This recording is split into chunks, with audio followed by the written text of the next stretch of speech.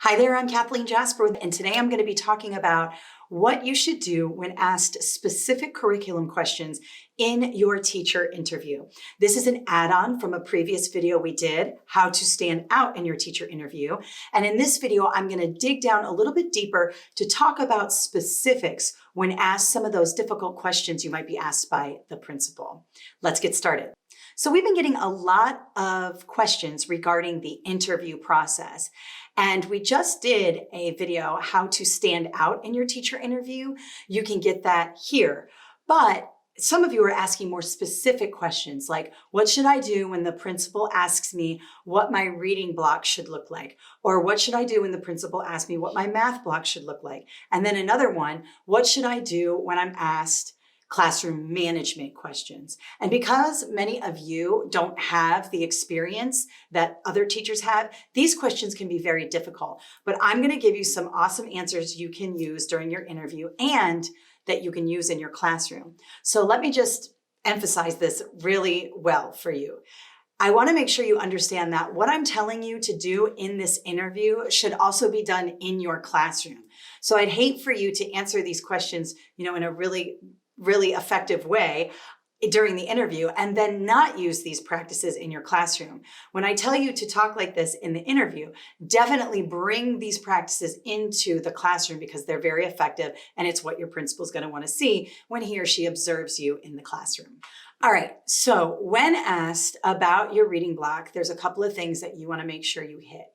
The first thing you want to do is always start with objectives. This is very, very important. And the objectives are the skills and behaviors you want your students to acquire at the end of a lesson. And we always start with the objectives because it sets the purpose for learning. It allows your students to understand, okay, this is what I'm responsible for. These are the things that I need to know before leaving this classroom today. So it's really important we start with objectives.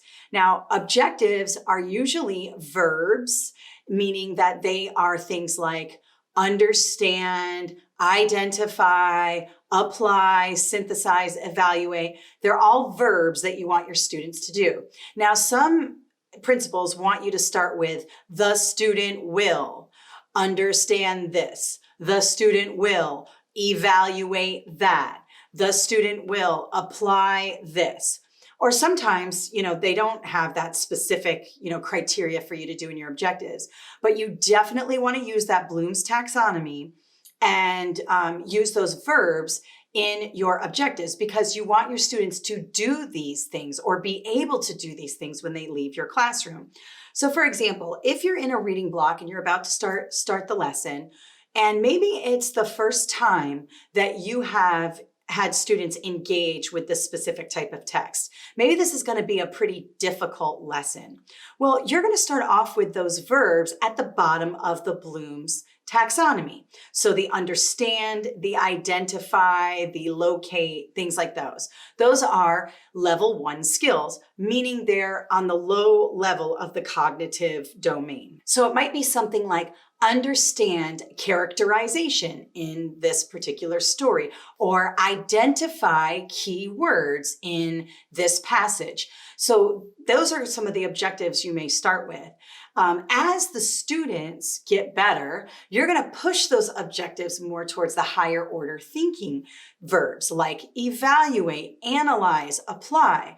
So those objectives might look something like this: analyze 2 texts and evaluate similarities and differences between the two, or synthesize information in a passage and generate questions, or apply vocabulary used from the story in your own essay. Those are the higher order thinking skills. Now, you're always going to want to push students towards the higher order thinking.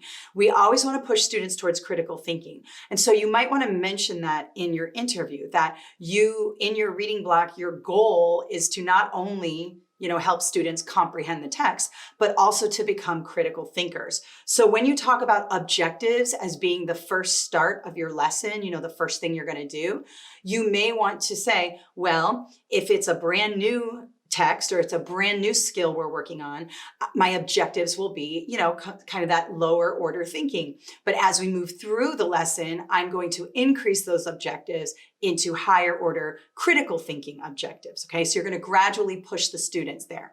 So we start with objectives always. And here's one thing I always did with my students, and I really love this practice because it helps students to understand the objectives even more. Go over the objectives with your students. So you want to say to students, okay, guys, here are our objectives for the day. We are going to identify keywords in the vocabulary section, or we're going to identify keywords in the passage. We're going to understand how characterization is used in this story, and go through that with your students. A lot of teachers put objectives on their boards and then they never talk about the objectives. And so all they are is something on the board and they don't do anything. So what you're going to want to do is talk about those objectives with your students so they understand exactly what they're responsible for. All right, so step one, you're going to review the objectives with your students. Little side note, you might talk about, critical thinking objectives and things like that with your principal. Step two, you're going to maybe talk about the gradual release method. Okay, so the gradual release method is usually done by I do, we do, you do. I do is the teacher, we do is the group, you do is the individual work. So that's why it's called gradual release, because you watch me as the teacher. I do something on the board. Maybe I read it aloud or I do a math problem on the board for you and you watch it. I'm modeling it for you. Then we do the we do, which could be you're doing it with me, or maybe you're doing it in small groups. Okay. And then the you do is when you are then off on your own, completing whatever I'm asking you to complete on your own individually. So that's why they call it the gradual release method. Now, to apply this to your reading block, a really good way to do this is, all right, I would probably have students, start off with me in a read aloud, think aloud. That's something that I can do for them, modeling the text, right? So a read aloud, think aloud is when the teacher reads from the text and stops and kind of thinks through difficult words, uses context clues or uses those reading strategies that you're talking about. So students can see the process by which you complete the passage. So it's a metacognition activity and it's super effective. I've used this with elementary school students all the way through high school, and they love read aloud, think aloud because the text is hard, especially when you're dealing with like science text or heavy informational text. Students might need that read aloud, think aloud to kind of understand how to move through the text, and they love it. They love to sit there and kind of see your process as the teacher. The next thing you might do is go to the we do. And maybe you have students work in literature circles or small groups to analyze text. Okay, so we started off whole group. I do, read aloud, think aloud, right?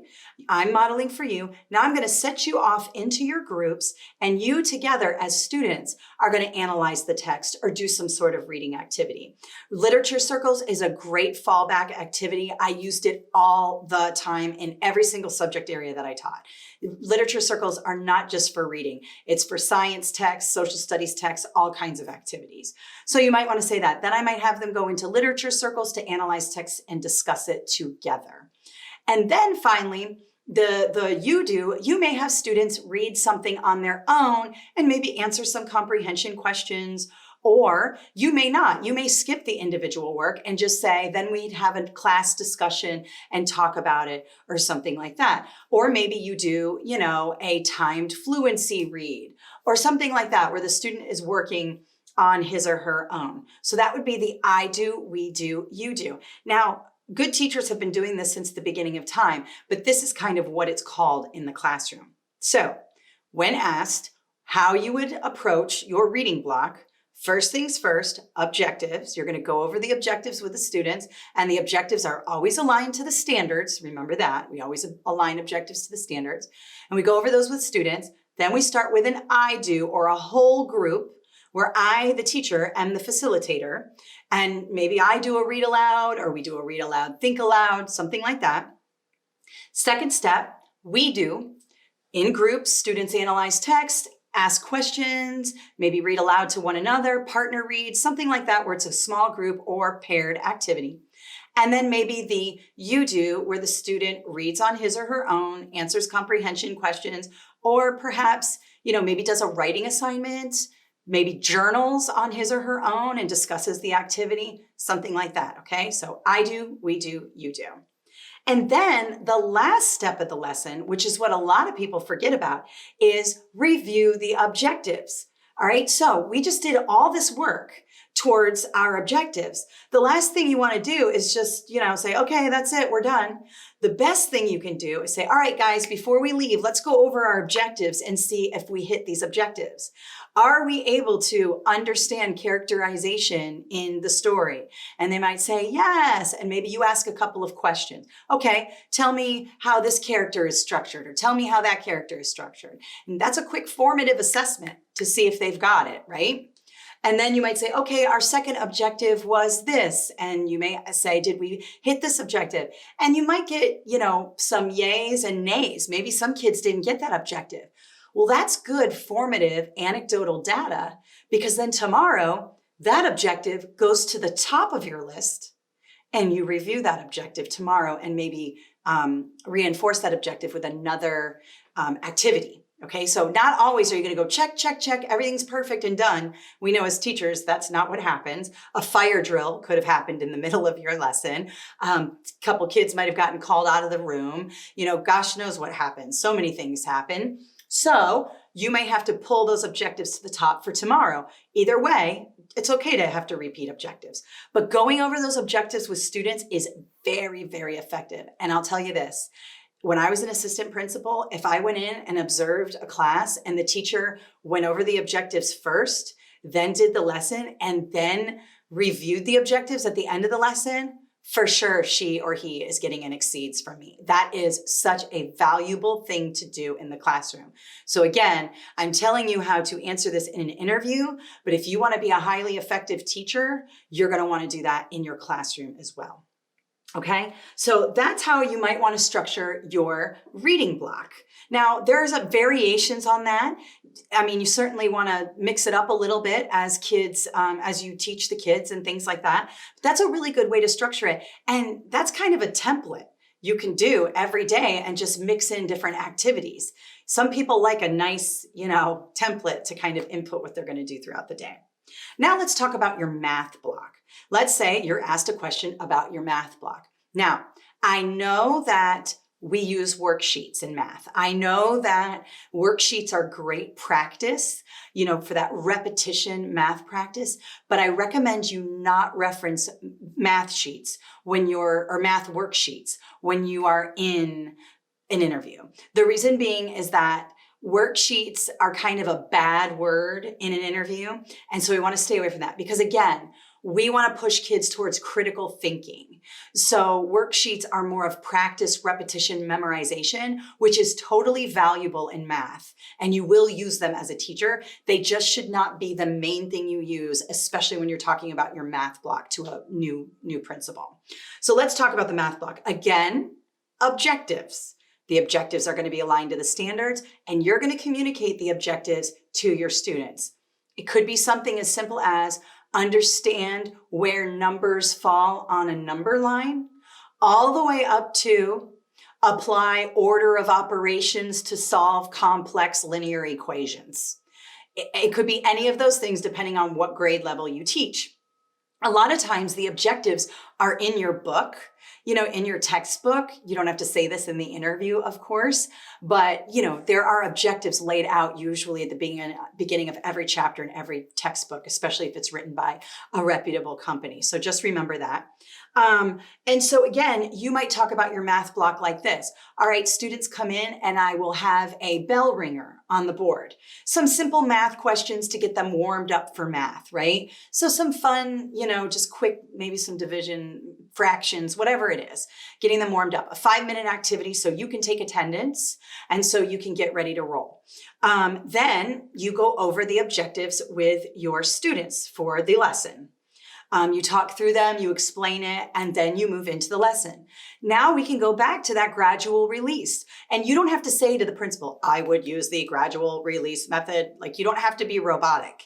You can just say, I'd start off with a modeling activity where maybe I model how to divide fractions, or how to add fractions, or how to use negative numbers or something like that. All right, so maybe you model something and then they do something in groups, and maybe you do something like how to solve problems together. So maybe you give them a complex problem in their groups and they have to solve it together. Or maybe you give them a series of problems to solve together. Something like that, the we do. Or it could be together with the teacher, we do something. Maybe kids come up to the board and solve problems on the board. That's a we do, because I'm the teacher guiding you and you're coming up to the board and you're solving some equations on the board. Totally fine. Whatever it is, it's a we do. And then at the end, you might have a you do, where the student completes, maybe something out of the textbook or a worksheet for practice or something like that, where the student is doing individual work. Now, again, with math, for sure, repetition and memorization is so beneficial in the math classroom. However, in your interview and on your tests and things like that to become a teacher, remember, we're always pushing towards critical thinking. So you're going to want to make sure you are pushing the students towards higher order thinking. And so while your beginning of the lesson might be some of those low-level skills, towards the end of your lesson, you want to bring them up to those high-level skills. So maybe during the you do, or even the we do, the group work, you're pushing students towards evaluation, problem-based learning, inquiry-based activities.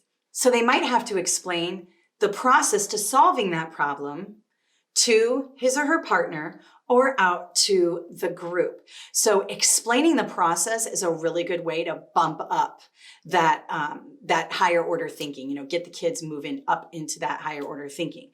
Of course, you're going to send practice home. Of course, they're going to do worksheets, but that is not going to be the basis of your math class, okay? And then, of course, they could journal about math. Journaling about math is really important. Making sure students have a good attitude about math is really important. So maybe it's a journal activity about what they learned. Maybe it's a journal activity about whether or not they reached the objectives. Maybe they write down, okay, objective 1, I got it because I was able to do X, Y, and Z. Objective 2, I kind of got it. I kind of acquired this objective, but I'm still kind of fuzzy on this. That's great data for you then to take, look through quickly and see how many kids were stuck on that objective 2. Was it 50% of your class, 80% of your class? If it was 80% of your class, you're going to reteach.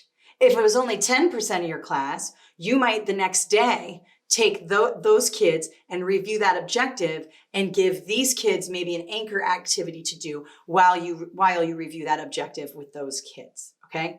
So we always want to review the objective at the end of the class. So those are several ways in which you can attack the reading and math block in your class. Now, that goes for whether you're an elementary school teacher or if you are a high school or middle school teacher. You want to have these things built into your classroom.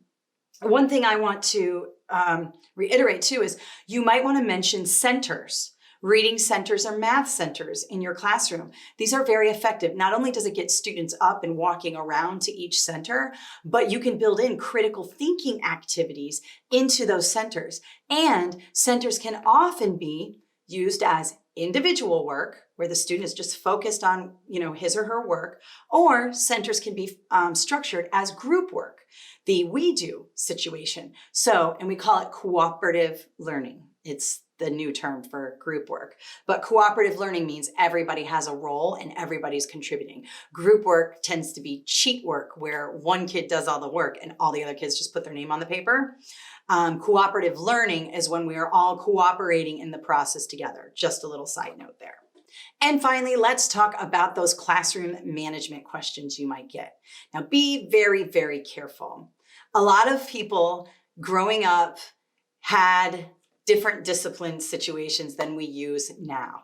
Back when I was growing up, If you had a behavior problem, you were sent out of the room, your parents were called, and that was it. And that still happens in a lot of schools. But we now have moved towards a positive behavior support model, which means that we are going to focus on the positive behaviors and try to reduce the negative behaviors. Now, does that mean that you are going to have perfect behavior in your classroom all the time? Absolutely not. You are going to have situations in your classroom that are complicated. But the number one thing that a principal wants to hear is that you're going to handle these situations in your classroom. Administrators do not want to hire a teacher who just writes referrals all day long. Every little thing the kids do, you're writing a referral, you're writing a referral. It is poor classroom management when you do that. Now, I understand you're overwhelmed and underpaid and understaffed, and you got kids in your classroom who are, being jerks and all of that. But 9 times out of 10, these things can be handled in your classroom. And sometimes we as teachers make mistakes when it comes to classroom management. So I'll just give you a couple mistakes that I've made when it comes to classroom management. I've gotten into it with students before. I was a high school teacher, so it's a little different than elementary school. But, I've gotten back and forth with a kid before because, he was being a jerk and I wanted to basically tell him so. And all that did was make me look like I lost my cool, and it made me feel really bad about things. So try to stay calm.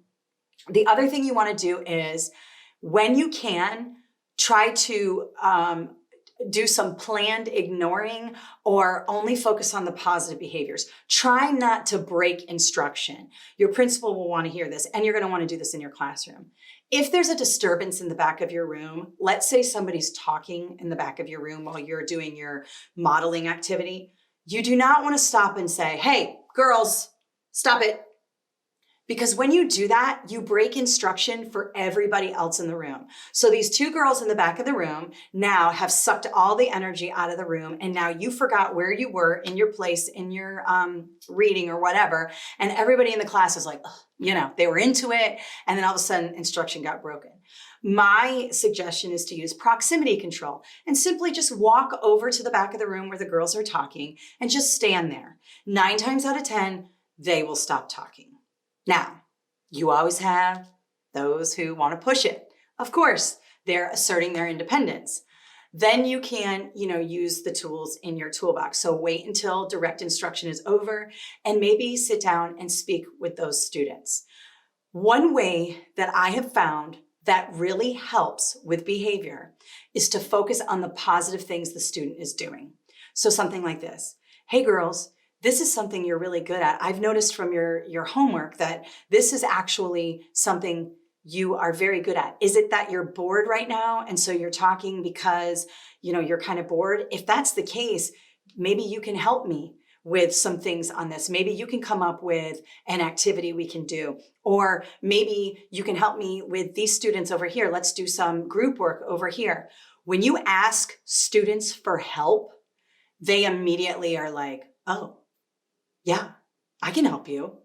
It changes the whole dynamic. If you sit there and yell at a student, and I know sometimes they deserve it, it just exacerbates the problem. So enlist their help. I'm telling you, I had one of the hardest girls in my class when I was a beginning teacher. She was after me, and I was having such a hard time, and she was really getting under my skin.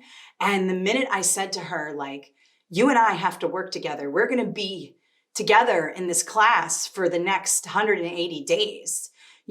How can I help you? And can you please help me?" The kids look up to you. They all follow what you do. I need your help. I want to be a good teacher to you and to them. How can we work together? And that immediately, it changed everything. She became one of my best students. We worked together on things. She was happy. It just changes the dynamic. It doesn't mean you're giving up your power. It doesn't mean that you're letting them win. That's not what we're here to do. We're here to be awesome teachers. So whenever you can ask students to help you, it usually changes the dynamic of the behavior. Okay. The other thing about classroom management you might want to mention is that you will set clear expectations in your classroom. So that doesn't mean rules on the wall, okay? Rules on the wall or rules on the board don't mean anything. When we set clear expectations, we also enlist the help of students to set those expectations. So for example, maybe at the beginning of school, you decide you know what you want your expectations to be, but you want students to be in on it. So maybe you engage with a class discussion about what are some good classroom expectations? What should our expectations be in this classroom? What expectations do you have of me? And here are some expectations I have of you. And there's this mutual give and take and respect in the beginning of the whole, setting of expectations.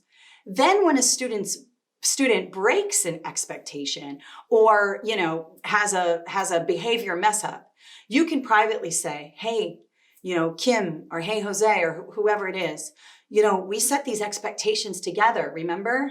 How can I help you meet these expectations today? Now, this kid might tell you, in a nice way to, go whatever. But 9 times out of 10, when you are calm and you talk about the expectations, it's going to be a lot better. So number 1, remain calm. Number 2, always use proximity control before you break instruction and break the learning in the classroom. What did I say? Number 3, enlist the help of students. So that means when you've got someone who's kind of a tough kid, asking that student for help and asking that student how you can help him or her achieve his or her goals is going to be very effective. And then finally, we're always going to want to set clear expectations from the beginning and put things in place to help students meet those behavior expectations. Just giving students a contract to sign, here, sign this contract, does absolutely nothing. But if the student is in on creating the contract and helping you devise the contract, then you're going to get more participation in this particular part of teaching, okay? And with classroom management, we always want to stay as positive as possible. I've cried in my car many a times. Kids have gotten under my skin. I remember having my feelings hurt and embarrassed many times. And I too have lost my cool and later felt terrible about it. We all make mistakes. But if we can work towards, keeping the classroom management in our classroom and not farming it out to the assistant principal, not farming it out to the principal, keeping it in your classroom, that's number 1. And number 2, be as positive as you can. One thing that also helps, and I'll just end on this, praise the positive behaviors. When you have a kid who is constantly being reprimanded, he's ADHD, he can't behave himself, she's always in trouble, her name is always on the board, things like that. When that student gets praised for doing something good, that student will turn it around. I am telling you. If you're like, wow, Sam, I'm really impressed by your homework. It looks great. Your handwriting looks great. Anything. Even if it's something small, praise it, because that student then will go back and try to get that praise over and over again. I assure you, I was an assistant principal. I was the hammer. I used to suspend students. When I changed my approach and started talking to them about their grades and some things they could do to improve and then praise them for meeting goals, they were never in my office again. They were out there meeting their goals, coming in to tell me the good things that they did, not being dragged in because of the bad things they did. So PBS works, positive behavior support works. So definitely consider that when you are devising your own classroom management system. All right, so I hope these tips will help you in your teacher interview, and I really hope they will help you in your classroom. Remember, this isn't just for the interview. These practices work in the classroom for sure. And if your principal comes in and observes you and sees you doing this with fidelity, you are going to get that highly effective rating that you want, and your students will appreciate it too. These are things students love. They feel like they really learn and also understand expectations when all of this is done in the classroom. Thank you so much for tuning in. Let us know how you're doing on your teacher interviews and your certification exams. And don't forget to subscribe to this YouTube channel and hit that notifications button so you can be notified when we upload new content. Thank you so much and have an awesome day.